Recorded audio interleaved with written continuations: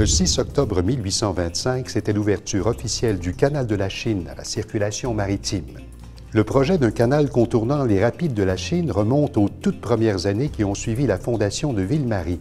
Il faut cependant attendre le début du 19e siècle pour que le rêve se matérialise. Les travaux débutent en 1821 et s'achèvent en 1825. Le premier canal permet le passage de petits voiliers à fond plat. Avec l'accroissement du trafic et l'augmentation du tonnage des navires, il doit être élargi à 2 reprises.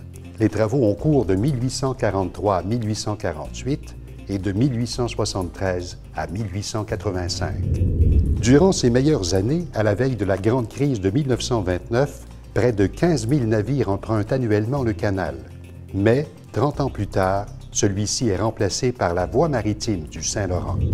Mis à l'écart et partiellement remblayé à compter des années 1960, il ferme ses portes à la navigation en novembre 1970.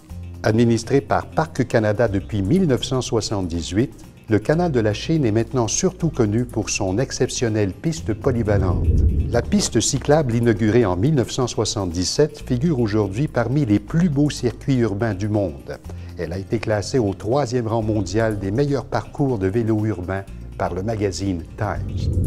Depuis 2002, les plaisanciers peuvent naviguer le long d'un canal de la Chine jalonné de richesses culturelles ainsi que de plusieurs vestiges industriels et monuments historiques.